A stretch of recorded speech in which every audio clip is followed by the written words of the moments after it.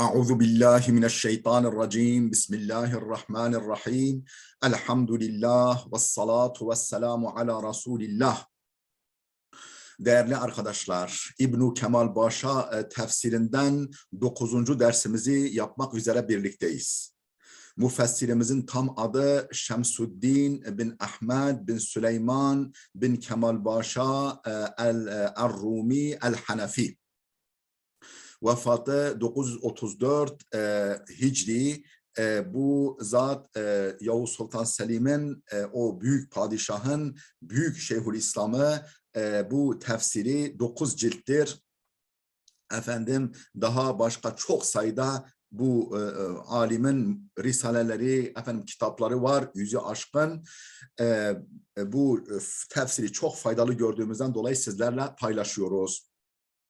Fatiha suresini bitirmiştik. Bakara suresinin girişini de okumuştuk. 1 ve 2. ayetini okuyoruz. Estaizu billah. Elif lam mim zalikel kitabu la raybe fih huden lil muttaqin. Bismillahirrahmanirrahim. Elif lam mim fil fevatihil muqatta'ati evcuhun vel evcehu enneha esma'us sureti alel ekthar ve mahalluha raf'ul ibtidai. Raf'un bil ibtidai. Elif lam mim fil fevatihil muqatta'ati evcuhun. Bu kesik kesik okunan ve bazı surelerin başında yer alan harfler konusunda değişik yorumlar var. Fil fevatihil muqatta'ati, bu kesik kesik okunan sure girişleri konusunda evcuhun farklı görüşler, farklı yorumlar var. Vel evcehu, en muteber olanı, en kabule şayan olanı bu görüşlerden enneha esma'us surah, başında bulundukları surenin ismi olduklarıdır. Ve aleyhil ekseru, ekser ulema da bu görüştedir. Ve mahalluha raf'un alel ibtida. Elif, lam, mim vesaire bu gibi harflerin mahalli raftır. Yani mahallen merfudurlar. Mubtada olmak üzere mahallen merfudurlar. وقيل نصب أو جر على حذف حرف الجر وإضماره. وقيل şöyle de denilmiş. Nasbun ev cerrun, mahallen mansuptur veya mahallen mecrurdur. Ala hasfi harfil cerri ve idmarihi, harf-i cerrin yani başına bir harf-i cerrin atılması veyahut da gizli kabul edilmesiyle. Yani atılması olursa nasb olur. Gizli kabul edilirse nasb olur. Atılmış olursa nasb olur. Gizli kabul edilirse cer olur. Yani bu durumda ne olur değerli dostlar? Yani orada vav harfi cerri vardır. Yani ve elif lam mim, yani vav ve kasem harfi cer, yani vav ve kasemi kastediyor. Başında malumunuz harfi cerrin başında kasem edilen yani muhsemun bihin başındaki harfe cer, yani harfe kasem atıldığı zaman mansup oluyor. Mesela ama mudmarsa, gizli kabul edilirse o zaman olursa atılırsa mansup oluyor. Mudmarsa mecrur oluyor. Mesela Allahi, Allah'a. Yani o şekilde de kasem edilebilir. Allah'a. Burada vallahidir. Vav atılmış Allah'a. Veya Allahi, o zaman vav mudmar, gizli kabul edilir. Bu durumda Allah Celle Celaluhu bu surelere, bu surelerin başına bulunan bu harflere yemin ediyor. Yani o surenin ismine yemin ediyor. Tekrar alıyorum. Vakile şöyle denilmiş. Nasbun, bu harflerin, bu kesi okunan mukatta harflerin mahalli nasbdır. Yani ona mahallen mansuptur. Ev cerun yahut da cerdir. Ala hasfe harfil cerri. Bu harfe cer atılırsa nasbdır. Ve idmarihi, harfe cer var ama gizli kabul edilirse o zaman mudmardır. Denirse o zaman da mecrurdur. والمروي عن الصدر الأول في التهجي أنها أسرار بين الله تعالى ونبيه. Sadr-ı evvel denilen, yani ilk kuşak sahabeden rivayet edilen fit tehecci, bu hurufu mukatta hakkında. Yani bu böyle tehecci böyle kesik olan hurufu mukatta hakkında ilk kuşaktan yani sahabeden nakledilen nedir? Enneha esrarun beynallahi teala ve nebiyyihi, efendim Allah'la elçisi peygamberi arasındaki sırlar, bir takım sırlar olduklarıdır. Allah'la peygamber arasında sırlardan ibaret olduğu sadre evvelden yani ilk kuşaktan nakledilmiştir. Nakledilen budur onlardan. Ve kâle ba'dul kummel, bazı kamil yani efendim arif, kamil kimselerden şöyle nakledilmiş. Aslında ba'du burada bir kamil kimseden, bir kişiden. Ve kâle ba'dul kummel, yani bizim Türkçedeki bazıları anlamında değil, tekil. Ve kâle ba'dul kummel, kummel kamilin çoğuludur. Kamil insanlardan birisi şöyle demiştir. قَدْ يَجْرِي بَيْنَ الْمَحْرَمَيْنِ كَلِمَاتٌ مُعَمَّاتٌ تُشِيرُ إِلَى سِرٍ بَيْنَهُمَا. قَدْ يَجْرِي bazen cereyan eder. بَيْنَ الْمَحْرَمَيْنِ iki has dost, iki mahrem, iki has dost arasında cereyan eder. Kelimatun muammatun, efendim böyle gizemli bir takım kelimeler, tuşiro ila sırrın beynehuma, aralarındaki sırra işaret eden muamma yani gizemli bir takım kelimeler cereyan edebilir. Yani sadece ikisini anladığı bir takım simgeler, semboller cereyan edebilir, yer alabilir. Vel mukatta'atu fi avail suveri min hadal kabil. Bu kamil alime göre yani vel mukatta'atu fi avail suveri min hadal kabil. İşte surelerin başlangıcındaki bu mukatta'a harfler bu kabildendir. Fe innehu Teala kad vada'aha beyne nebiyih aleyhisselam fi vaktin la yasa'hu fihi melekun mukarrabun ve la nebiyyun mursalun. Fe innehu Teala, Allah Teala kad vada'aha, bu sırlı gizemli hurufu mukatta'yı koymuş. Ma'a nebiyyih aleyhisselam, yani kendisiyle peygamberi arasına koymuş. Fi vaktin la yasa'hu fihi melekun mukarrabun ve la nebiyyun mursal. Ne bir mukarrab melek, has melek, ne bir nebiye mursalın araya giremediği bir vakitte Allah bu sırlı harfleri kendisiyle peygamberi arasına bir sembol olarak koymuş.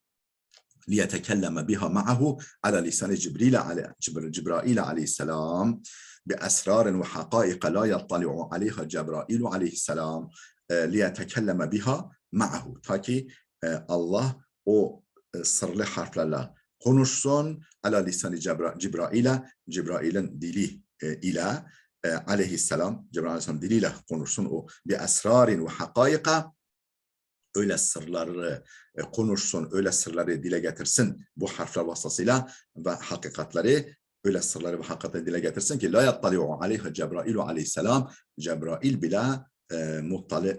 bile muttali olmadığı, Cebrail'in bile haberinin olmadığı sırları ve hakikatleri peygamberiyle konuşsun. Cebrail'in dilinden bunları dile getirsin. Ve yedullu ala hâzâ mâ ruya fil ahbâri. ويدل على هذا ما روي في الأخبار أن جبرائيل عليه السلام لما نزل بقوله تعالى كاف ها يا عين صاد buna delalet ediyor ki buna maruya fil ahbar, bazı rivayetlerde nakledilen şu husus buna delalet ediyor. Enne Cebrail aleyhisselam, Cebrail lemma nezele bi kavli teala kaf ha ya ayn sad, şu ayet-i kerimeyi kaf ha ya ayn sad'ı indirince felemma kâle kâf kâle nebiyyü alimtu, kâf deyince peygamber ben bildim, anladım dedi. Fekâle hâzâ, fekâle ha, kâf ha dedi Cebrail. Kâle peygamber sallallahu aleyhi ve sellem dedi, ne dedi? Sayfayı çeviriyorum. Alimtu, peygamber yine bildim dedi, anladım dedi. Fekâle Cebrailu ya kafhaya kâle alimtu, fekâle ayn kâle alimtu, hani her defasında bildim, anladım dedi. Fekâle sad kâle alimtu, fekâle Cebrailu aleyhisselam keyfe alimte mâ lem a'lem. Cebrail dedi ki efendim benim bilmediğimi sen nasıl bildin? Dedi. Yani demek ki daha önce Allah, yani hiç kimsenin arada olmadığı bir vakitte Allah peygamberine bu gibi sırların manası, bu gibi harfin manasını söylemiş. Cebrail'in bile o sırlı harflerden haberi olmayabilir bu görüşe göre. Zalikel kitap. Elif lam mim zalikel kitap. Bunu şimdi tefsir ediyor. Aslu zalike za aslu zalike za. İsmun mubhamun lil işareti. Vellamu ivadun anha elleti littenbihi. ولهذا لا يجمع بينهما والكاف للخطاب. Aslu zalike. Bu zalikenin aslı za'dır. İsmun mubhamu lil işare. Yani zalikenin aslı olan za işaret için bir ismi mubhamdır. İsmi mubham ne demek değerli dostlar? Yani tam bir karşılığı bulunmayan. Yani mesela işaret zamirleri, ismi mevsullar böyledir. Efendim yani kime işaret edilirse mesela o ismi işaretle o onun adı oluyor. Yani biraz sonra başka bir şey işaret edilirse onunla o onun adı oluyor. Onu ifade etmiş oluyor. Onun için buna ismi mubham denmiştir. İsim mevsullar da böyle, ismi işaretler de böyle. Gramerde, nahvda buna ismi mubham deniyorlar. İsmi mubhamun mesela bu veya şu dediğimiz zaman hiçbir şey akla gelmiyor. Ama bir şey işaret ettiğinde şu defter, şu kalem, şu bilgisayar o zaman işte onun sembolü olmuş oluyor. Onun için ismi mubham diyorlar. İşaret için olan bir ismi mubhamdır. Vellamu ivadun anha. Zali. Zali. Oradaki li haye, yani haza diyoruz ya. O hazali olmaz artık. Yani oradaki li, zali ha'yı temsil ediyor. Elletili tembihi, tembih için. Yani dikkat, karşı tarafın dikkatini çekmek için olan ha'in yerini tutuyor. وَلِهَذَا لَا يُجْمَعُ بَيْنَهُمَا. Bundan dolayıdır ki ha ile li bir isme işaretle beraber kullanılmayı araya gelmez. وَالْكَافُ لِلْخِطَابِ. ذَلِكَ. Oradaki ke hitap içindir. Yani ben sana söylüyorum. ذَلِكَ. Efendim yani muhatabın dikkatini muhatabın dikkati çekmek için, hitap içindir. فَلَا دَلَالَةَ فِي أَصْلِ وَضْعِهِ لِلْبُعْدِ.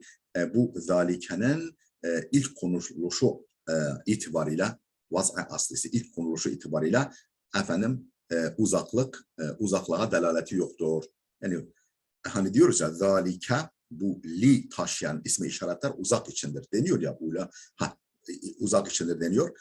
Vaz'a aslisi ilk konuluşu itibariyle efendim uzaklığa delaleti yoktur. Uzaklık ifade etmez aslında. Ve innema zalike bihasabil urfi at-tari'i. Peki ya bu uzaklık ifadesi nereden çıkıyor? Bihasabil urfi at-tari'i. At-tari yani sonradan peyda olan, sonradan ortaya çıkan örfe göredir. Ve zalike ve innema zalike, bu ancak bihasabil urfi at-tari. Tari yani arız. Sonradan arız olan, sonradan ortaya çıkan örfe göredir. Fel işaretu bihi hahuna ilel hadiri. Buradaki yani zalikel kitap derken hazır olan bir şeye işarettir. Fel işaretu bihi bununla işaret ediliyor. Hahuna burada ilel hadiri, mevcut bir kitaba, bir sureye, bir kitaba işaret ediliyor. Yani efendim yazılı veyahut da sözlü bir metne işaret ediliyor. İmma alel vad'il lugaviyyi ev le'enne ma yuhassu bil basari fel işaretu ileyhi bil lafzi zalik. Peki yani kitap hazır, o muşarun ileyh, işaret edilen varlık hazır. Hemen parmağımızın ucunda, gözümüzün önünde. Bu İmma alel vad'il lugavi, ya lugavi vaz'a itibariyle. Çünkü lugavi vaz'a yani asli vad'a ilk konuluşu uzağı ifade etmiyordu.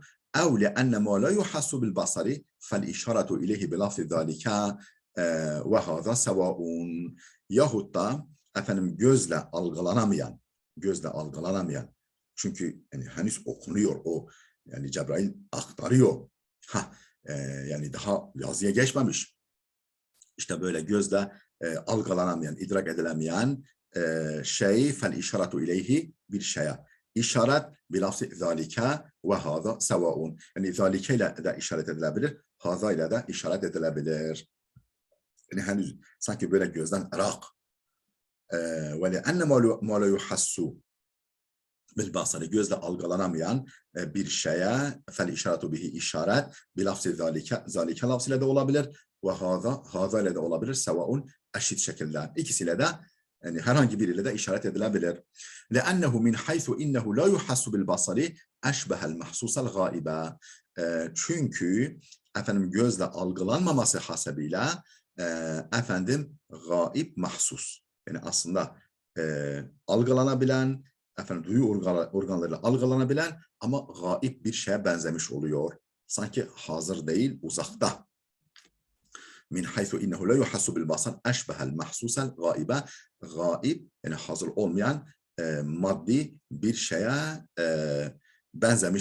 benzemiş olması itibariyle zalike kullanılmış. Ve min haythu innehu mudrakun bil akli ev sem'i, efendim akılla veya kulakla idrak edilmesi hasebiyle ise eşbehel mahsusel hadira, efendim hazır bir maddi şeye, bir maddi varlığa benzemiştir.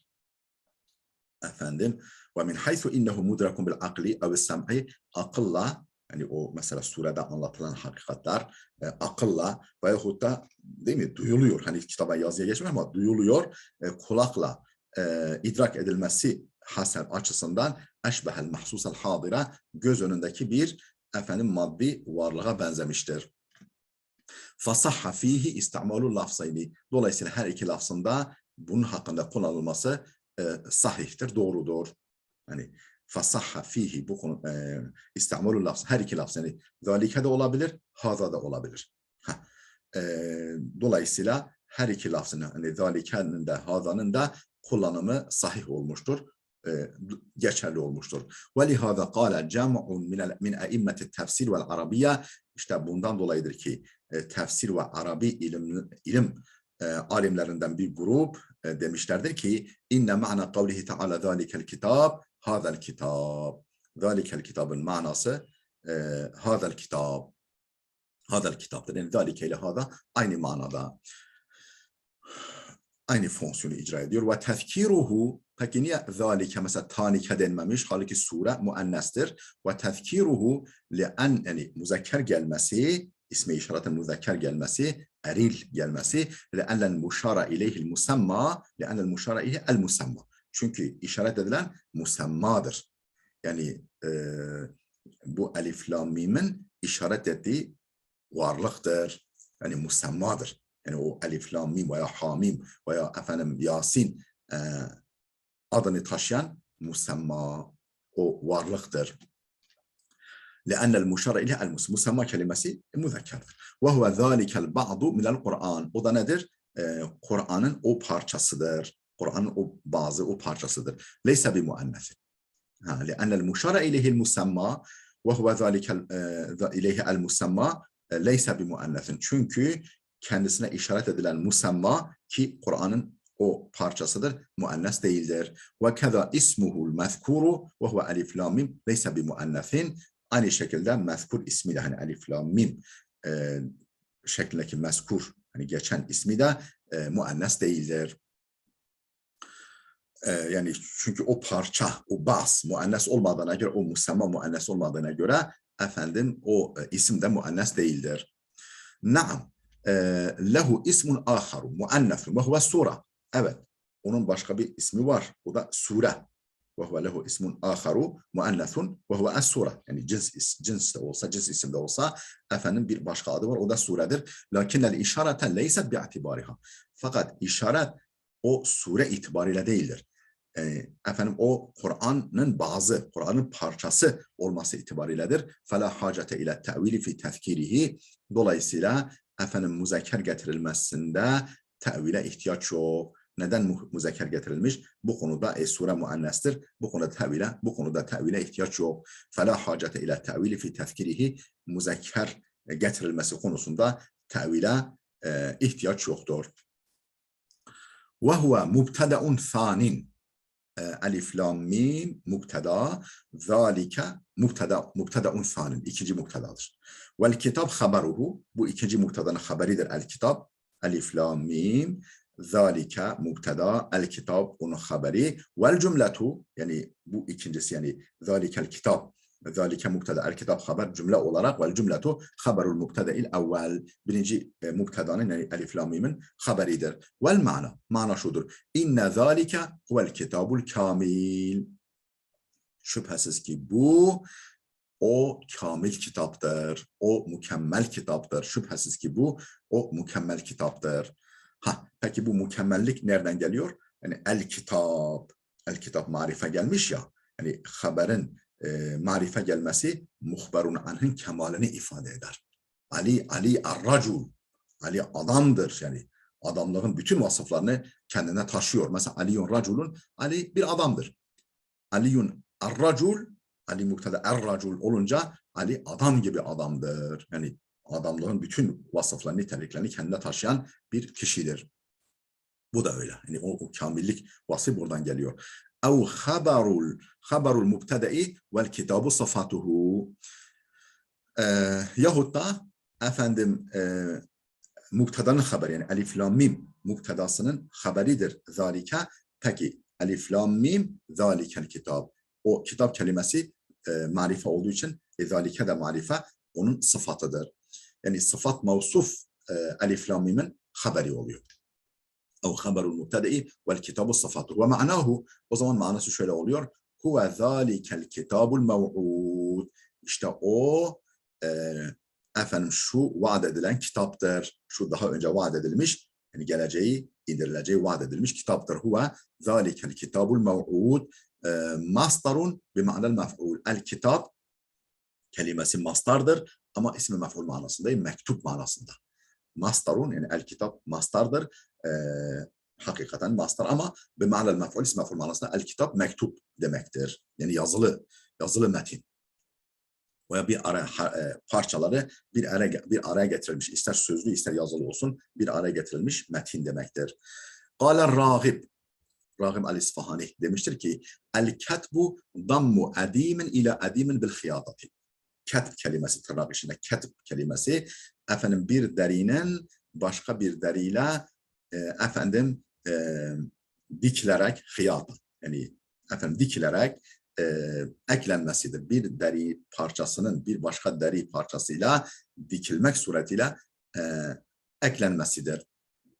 Parçasına eklenmesidir. Ve fil mutaaraf, yani halk arasında bilinen şekliyle damul hurufi ba'diha ila ba'di bil hatti. Efendim harflerin birbirlerine hatla eklenmesidir. Yani ketb bu demektir yani. Halk arasında bilinen şekliyle ketb ne demektir? Yani yazmak ne demektir? Damul hurufi ba'diha ila ba'din bil hatti, harfleri birbirlerine hatla, yazıyla eklemektir. Ve kad yuqalu zalike lil madmumi ba'diha ila ba'din fil lafzi. Ve kad yuqalu, bazen denir zalike, yani ketb denir, aynı şey denir. Lil madmumi ba'diha ila ba'din, birbirine eklenen şeyler içinde denir. Fil lafzi, telaffuzda, yani yazıda değil, sözde. Yani sözlü olarak birbirine eklenen şeyler içinde böyle denebiliyor, ketib denebiliyor. Ve lihâzâ summiye kitabullah. İşte bunun için Kur'an'a kitabullah denmiş. Ve in lem yukteb kitaben, efendim ve in lem yukteb kitaben, her ne kadar henüz yazılı olarak kaleme alınmadıysa da, yani ve in lem yukteb kitaben, henüz yazılı olarak kaleme alınmadıysa da o zaman. Femen qâle utlika alel manzumi ibareten qabla en yuktebe. فمن قال أطلق على المنظوم عبارة قبل أن يكتب لأنه مما يكتب فكأنه لم يفرق بين الخط والكتابة. فمن قال şöyle diyen ise ne diyen? أطلق على المنظوم عبارة, yani ibareyle nazmedilmiş, ibare halinde nazmedilmiş, yani birbirine yani dizilmiş olana isim olarak verilmiştir. قبل أن يكتب, yani henüz yazılmadan önce efendim sözlü olarak efendim dizilen şeye isim olarak verilmiştir daha yazılmadan önce. Niçin? لأنه مما يكتب. Çünkü daha ileride yazılacak. Yani i'tibaru ma yakun itibariyle kitap denilmiş. فَكَأَنَّهُ لَمْ يُفَرَّقْ بَيْنَ الْخَطِّ وَالْكِتَابَ. Böyle diyen kimse sanki yazıyla, yani hat ile kitabeyi tefrik etmemiştir. Yani hat ile kitabetin efendim farkını anlamamıştır. Yani böyle bir fark etmemiştir. Yani hat ayrı, kitabet ayrıdır. Yani kitabet sözlüde de oluyor. Ama hat yani yazıyla. Kitabet yani iki şeyin birbirine eklenmesi. İster sözlü olsun, ister yazılı olsun. Dolayısıyla efendim yok taboru ma yakundur demeye gerek yok. La raybe fi. Efendim la raybe fi. Fi mahallil hal. Yani zalikel kitabu la raybe fi. Hiçbir şüphe bulunmayarak. Yani efendim hal mahallendedir. Vel malum hal efendim fiil cümlesinde olur. Fiil cümlesinde yani failin yahut da mef'ulun bihinin pozisyonunu, durumunu belirten ifade hal denir. Peki burada fiil cümlesi yok. Elif, lam, mim, zalikel kitap. O zaman halin de amili olması lazım. Bir fiil olması lazım orada. Ve fiilimsi bir şey olması lazım. Efendim hal mahallendedir, konumundadır. Vel amilu fihi, o halin amili ma'nel işareti. Zalikedeki işaret manasıdır. Yani uşiru anlamında. Zalike uşiru gösteriyorum. Uşiru yani fiilim. Fiil manasını taşıyor orada. İşaret manası. Ve fihi işaretun ila kemalihi fi nefsihi. La raybe fih ifadesi, la raybe fih ifadesi kaydı efendim Kur'an-ı Kerim'in özünde kemaline işarettir. La raybe fih. Yani hiç kuşku götürmüyor. Kuşkuya yer yok onda. Kuşkuya yer yok. Bu neyi gösteriyor? Bu la raybe fih tamamında işaret ile kemalihi Kur'an-ı Kerim'in mükemmelliğine fi nefsi özünde mükemmelliğine işarettir, işaret vardır. Ve kavluhu hudan işaretun ila kevnihi mükemmilen li gayrihi. Hudan kelimesi ise efendim başkalarını tekmil ettiğine. Yani kendisi mükemmel ama başkalarını da kemale erdiriyor. Efendim bu hudan yani kuşkuya yer yok onda ama başkalarına da rehberdir. İşaretun ila kevnihi mükemmilen li gayrihi. Başkasını kemale erdirdiğine işarettir hudan. Feyekunu vasfan lehu bittekmil ba'da vasfihi bil kemal. Dolayısıyla la raybe fihi huden, la raybe fih huden ifadeleri feyekunu vasfan lehu bittekmil ba'da vasfihi bil kemal. Onun özünde kemalle niteledikten sonra bu defa başkasını tekmille de niteleme oluyor. قال الراغب في الفرق بين الشك والمرية والريب. Ragıb el-İsfahani şek, tırnak içinde şek, mirye ve rayb arasındaki kelimeler arasındaki fark konusunda şöyle demiş. Yani ne fark var bunlar arasında? İnne şekke ve vukufun nefsi beyne şey'eyni mutekabileyni bihaythu la yeteraccahu ahaduhuma alel-ahari bi emaratin. Şek nedir? Kişinin yani veya tabii insan gönlünün durması. Beyne şey'eyni mutekabileyn. İki birbirine alternatif. İki efendim karşılıklı birbirine alternatif şey arasında kişinin durması. Bihaythu la yeteraccahu ahaduhuma alel-ahar. Öyle bir duraksaması ki bir taraf diğerine baskın gelmeyecek şekilde, bir taraf diğerine racih, üstün gelmeyecek şekilde bir emaretin bir belirtiyle yani mesela terazinin iki kefesi gibi yani bir mercimek tane eğer çok duyarlı bir teraziyse bir mercimek tanesini koysan o taraf ağır basacak. Öyle iki ihtimal ki tam dengedeki iki hassas terazi gibi. Efendim birisi tereccüh etmiyor. Yani birisi ağır basmıyor, ağır gelmiyor. Ötekine ufak bir işaretle de olsa yani bir tercih sebebi yok. La yeteraccahu baskın gelmiyor, ağır gelmiyor. Ahaduhuma bir tanesi alel-ahri diğerine bir emaretin bir belirtiyle, bir ipucuyla. Vel miryetu et-teraddudu fil mutekabileyni. Peki mirye nedir? İki mutakabil, iki alternatif arasında gidip gelmektir. Yani o mu bu mu, o mu bu mu? Böyle öbürü duruyor, duraksıyor.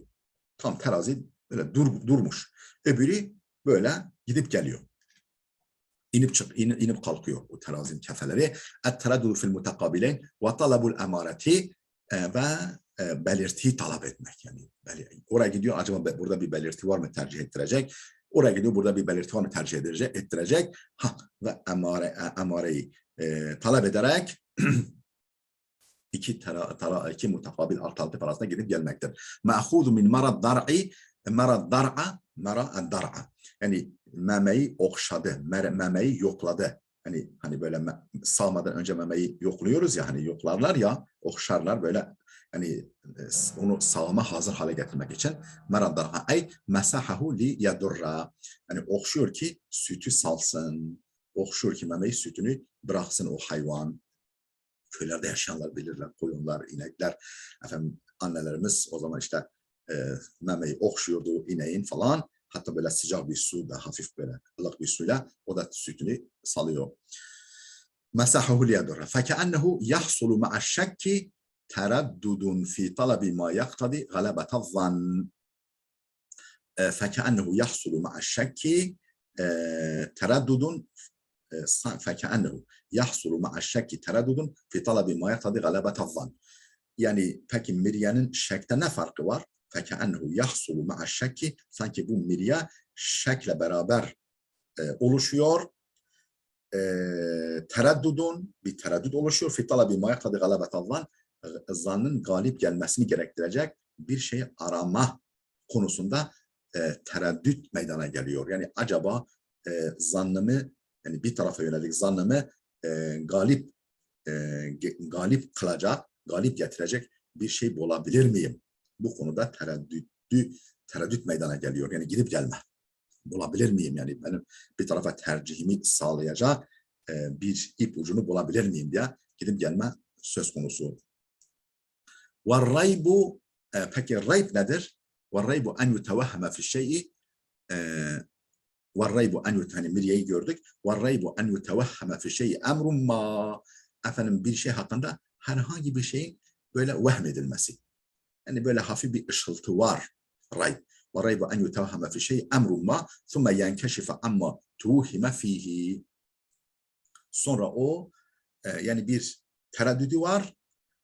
ثُمَّ يَنْكَشِفَ عَمَّا تُوهِمَ فِيهِ. Sonra efendim o vehmettiği şey ortadan kalkıyor. Yani böyle bir kuşkusu var. Bir kuşkusu var.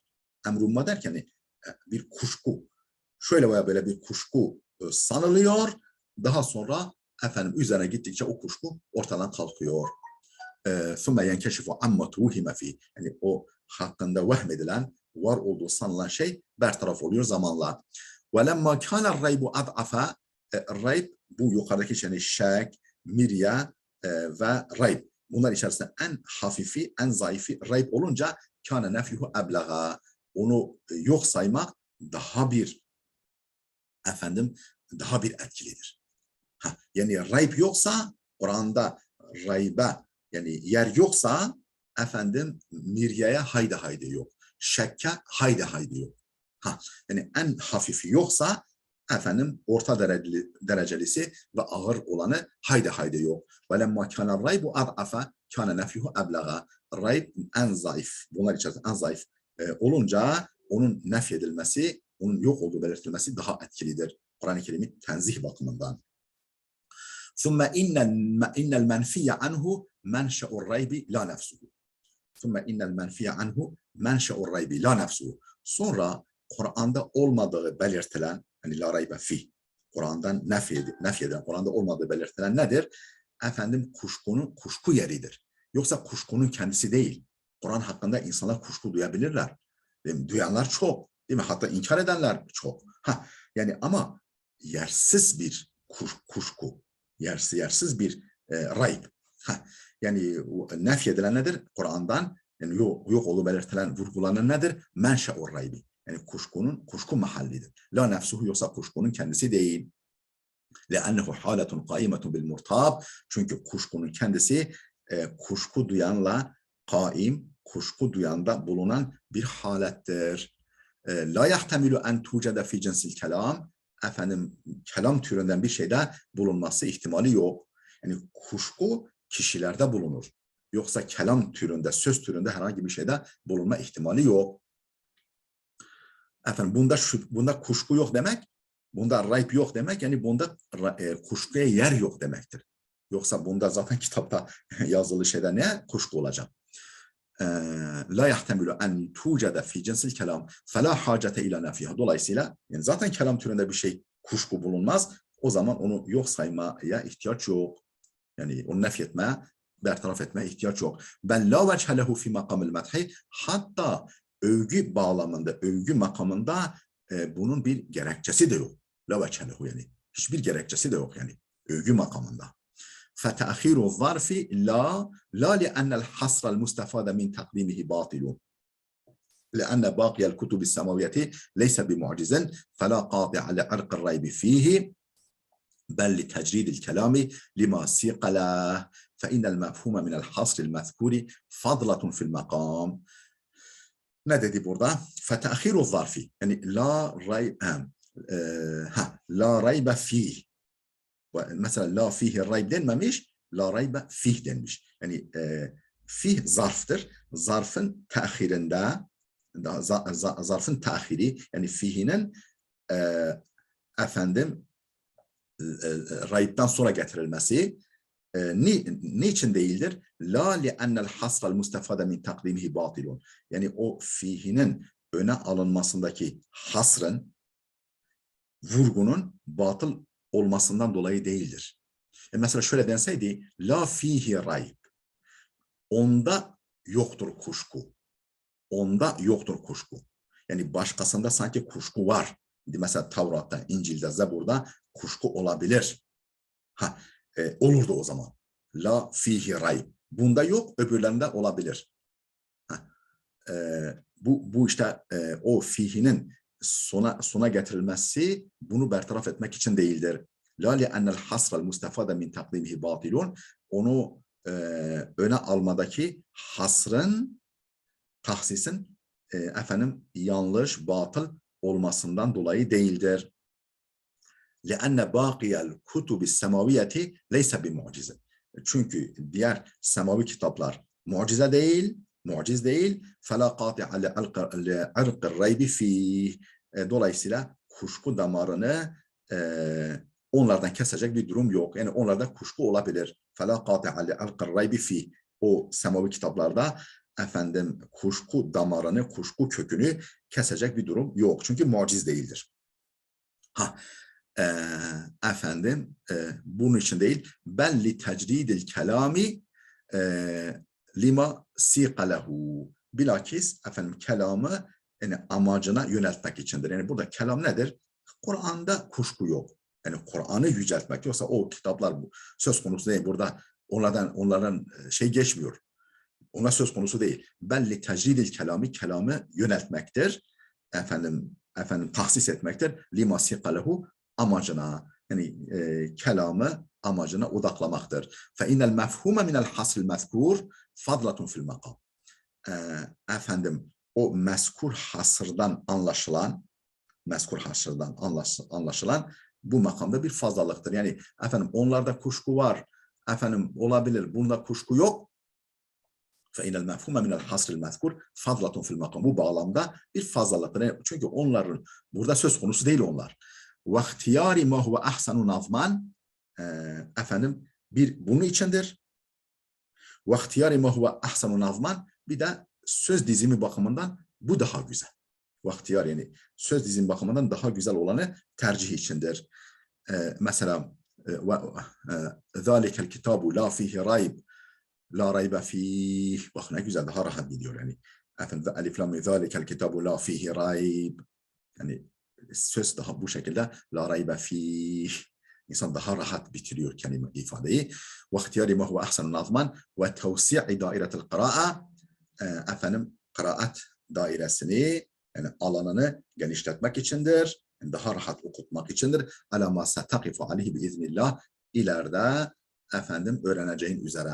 İleride buna dair bilgi gelecektir. Alamasa takifu, vakıf olacağın, haberdar olacağın üzere Allah'ın izniyle.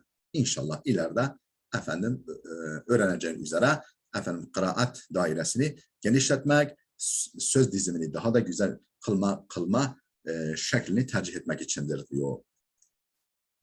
Ve kuri'a la raybun fih diye de okunmuş. Bit tenvini ve raf'i.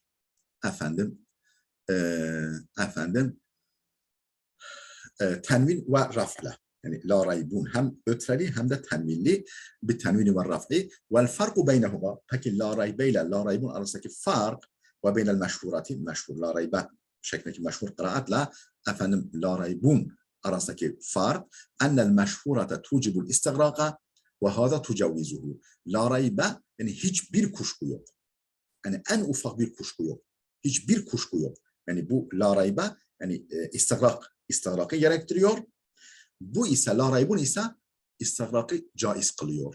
La raybun, yani hiçbir kuşku yok da anlaşılabilir. Bir kuşku yok, birden fazla kuşku var. Yani yerine göre da olabilir. Yani yerine göre tenvinli, yani mufret ve tenvinli, efendim nefiye cins içinde olabilir.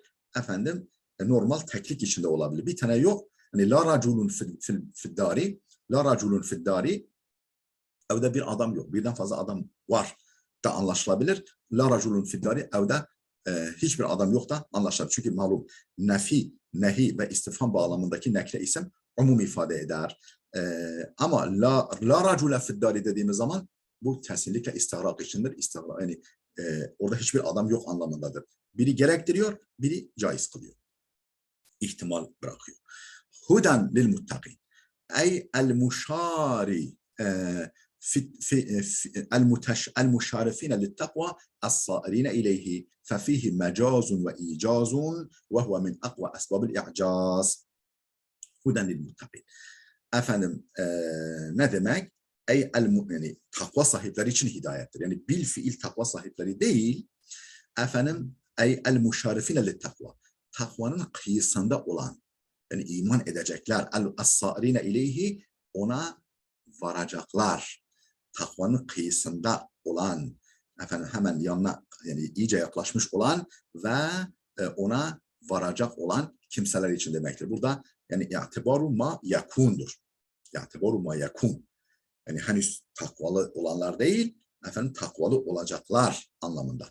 Fefihi mecazun ve icazun. Burada bakınız. Huden lil muşarifine lit takva as-sâirine ileyhi dememiş, huden lil muttakin demiş. Direkt efendim sonuç söylenmiş, efendim başlangıç kastedilmiş. Fefihi mecazun ve icazun. Burada hem mecaz var ve icaz. Hem özlü ifade, mecaz ve özlü bir ifade var. Ve huma min akva esbabil i'caz. Bu da i'cazın en güçlü sebeplerindendir. Hani Bediüzzaman'ın da güzel bir kitabı var. İşaratul i'caz fi mazanil icaz. İcaz noktalarında i'caz işaretleri. Evet.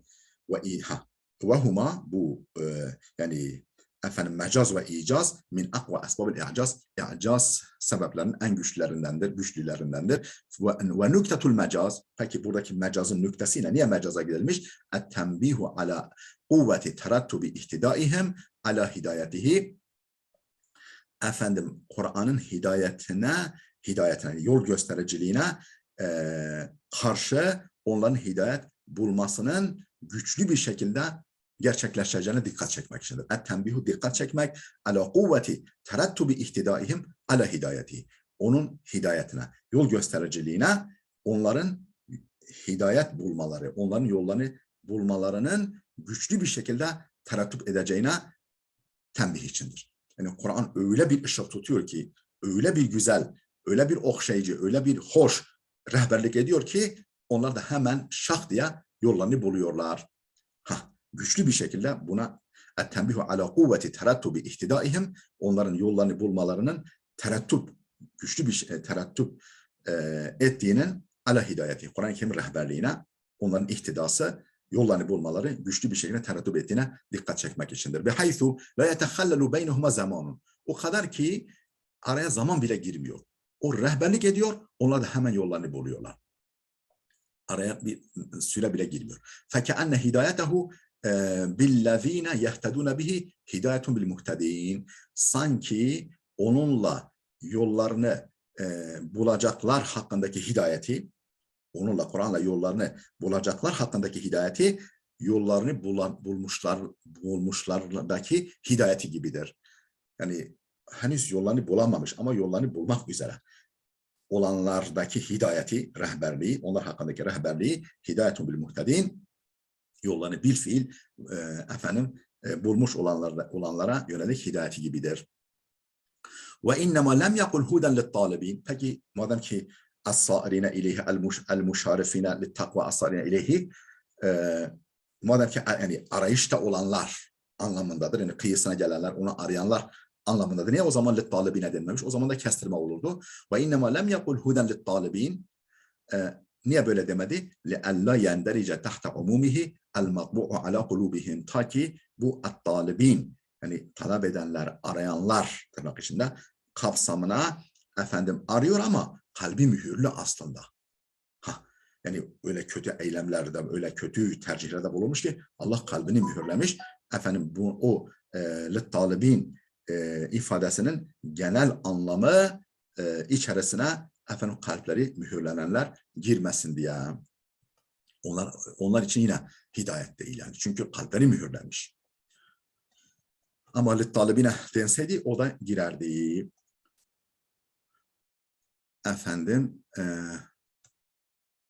Huden mubtedaun haberhu fi. Değerli dostlar, videomuz oldukça uzadı. Burada dursun. Gelecek dersimize kadar Allah'a emanet olun.